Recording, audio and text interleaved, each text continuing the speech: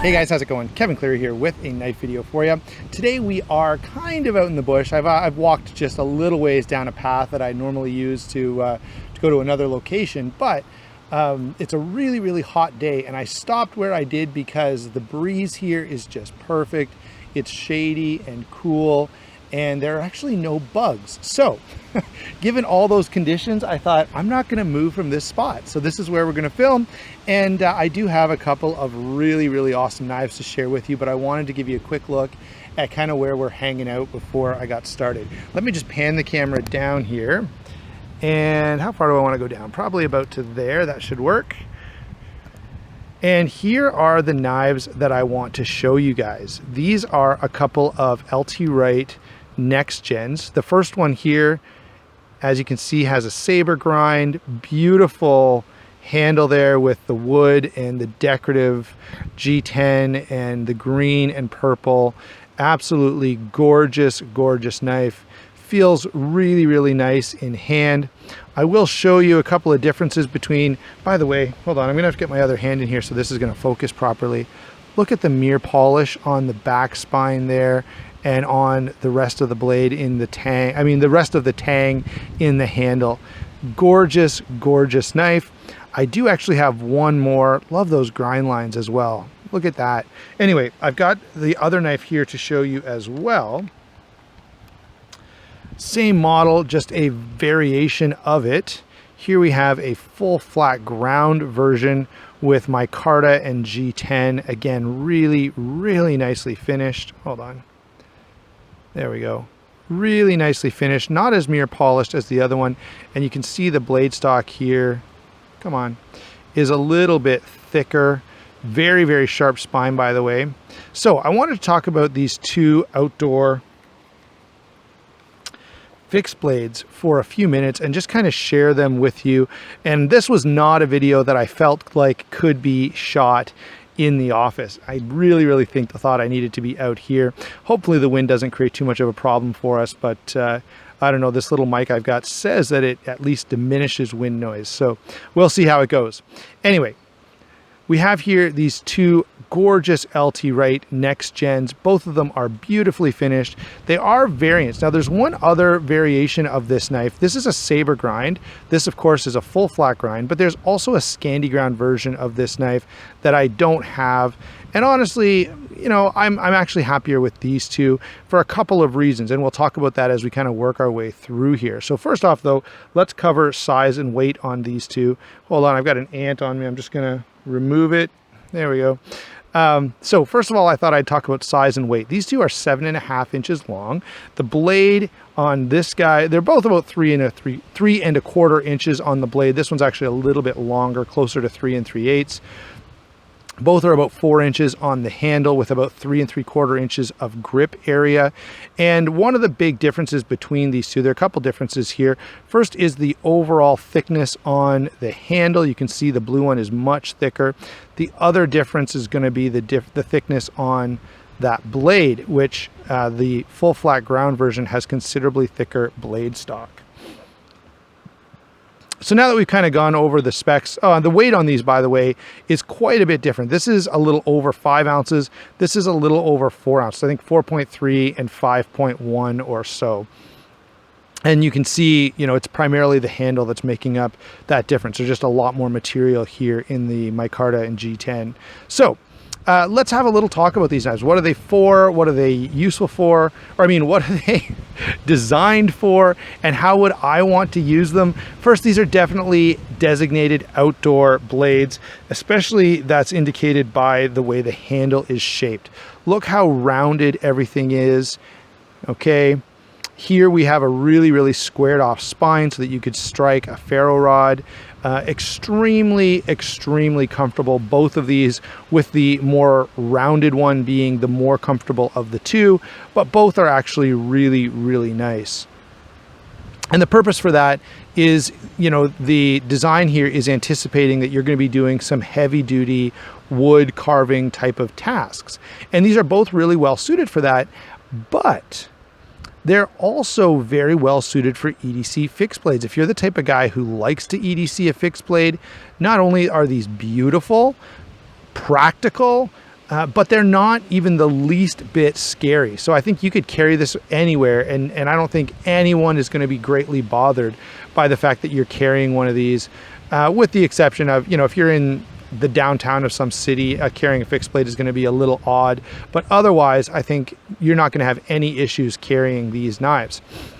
So finally, let's start working our way kind of through the specs here. And I am going to work both of these at the same time. So most of these are A2 steel. They are available in 20 CV, and possibly more steels if you go with a custom LT Wright build, which is going to be more expensive. The standard next gen price, I think, is around $225 with the A2 steel, and around $245, I want to say. Someone can correct me in the comments if I'm wrong, but around $245 if you go with the 20 CV.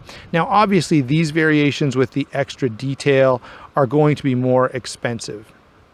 So, starting off with the blade, we have one full flat ground blade here. We have one saber ground blade. Both are nice and thin behind the edge and are going to cut into material really, really well. I can actually demonstrate that for you really quickly here because I'm surrounded by, you know, little sticks and stuff like that. So just here's a fairly rotted, dried out cedar stick, and you can see that with very little effort, I'm not going to use my other hand just on purpose, but I can really get some thin little pieces of material. I guess I am going to use my thumb. So very thin, bites into that wood really, really easily. And if I switch over here and grab the flat grind, once again, now this is a little more comfortable. And if I was going to do like a lot of woodworking, if I was going to carve, you know, I don't know, something out of this, I would definitely lean toward this one a little more. Even the full flat grind, I kind of appreciate a bit more, although both are extremely capable. One thing that makes a difference here as well, let me show you, is the thicker material does give me a little more with my thumb, so I can get a hold of that a little bit better. Let's bring both of these back in here. So both highly, highly functional blades, really, really nice for any kind of bushcrafting you may be doing, but also with even with the height of the saber grind on the saber ground version, both of these are going to be great food prep, camp knives, just about anything you could think of. These are going to work out really, really well. Take a look here at the handles. You can see little slightly more decorative pins on this guy than this guy, but both very, very beautifully done. Both are absolutely done with an eye toward being, you know, artwork as well as functional cutting tools, and both, I think, achieve that really, really nicely. I would love to hear in the comments which one speaks to you or connects with you a little bit more.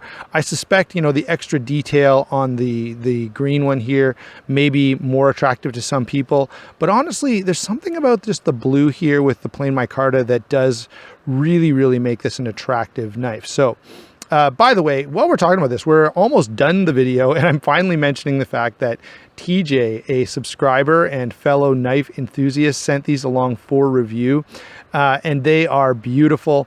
It also worked well. You know, when he heard me at the beginning of the year mention I wanted to do a few more fixed blades this year, he was really happy to accommodate that, and so I've been the beneficiary of a few of his knives, as you guys can tell as well if you've been watching the channel. So, you can follow him over on Instagram at Compound Grind. He doesn't post a lot, but at least he'll be given credit for this video, so you know who supplied these two knives. Let's go ahead now and move on to the sheaths. They are different. So we have here a nice Kydex sheath that locks in really well, and we have this, hold on, let me put one of these down. We can kind of do this one by one. So we have this nice locking mechanism that goes onto your belt there. Now, I think this looks like it's set up for a 2-inch belt. And so, you know, if you had something bigger, then you'd have to change how you were going to carry this knife. It's also set up for, you know, horizontal carry. And I think this would work well in kidney carry. You know, I don't know that, I don't know. You might have to change some things around for your particular preferences, but the nice thing about Kydex is that's fairly easy to do. This sheath does work really, really well. I'm a huge fan of Kydex over leather. And here's what I would say about this. If you're buying one of these knives purely for camping, bushcraft, outdoors type of purposes, I don't think you doesn't necessarily need to go with the Kydex, although it's still nice. If you're going to EDC one of these, I think the Kydex really shines in that role, because when you're EDCing a fixed blade, comfort becomes a huge deal, and you really want to have the options that Kydex does provide. Let me switch over to the other knife here that we've got. This one has a leather sheath.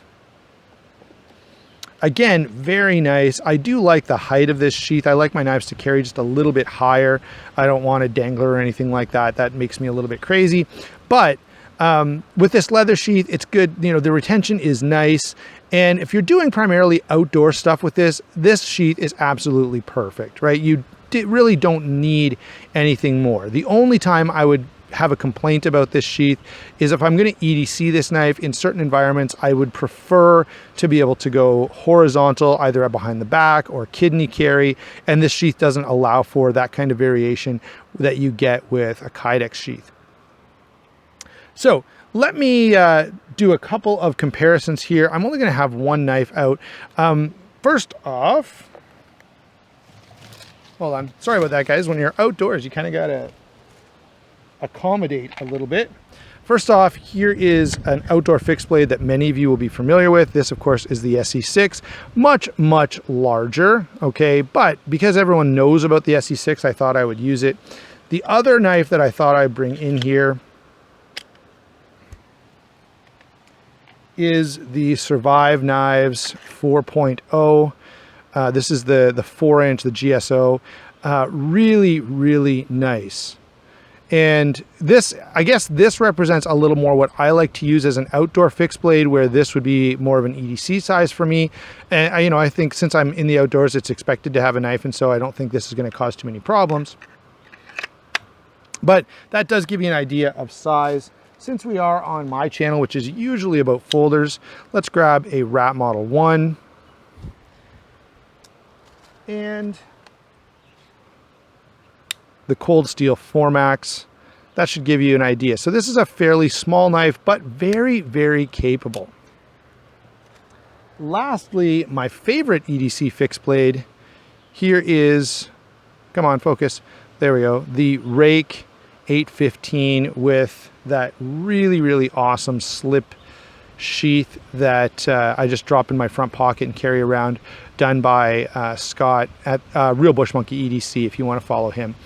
So those are some size comparisons for you. Oh, I didn't even do a size comparison here. There you go. So there are some size comparisons for you. Honestly, these two knives are not in the same ballpark, okay? But I thought just to give you a few comparisons to take a look at. Overall, what do I think of these knives? These two are beautiful knives, extremely effective cutting tools. And in terms of, getting actual wood type of bushcraft stuff done, gonna serve you really well, and have the extra versatility that you could absolutely EDC these for sure.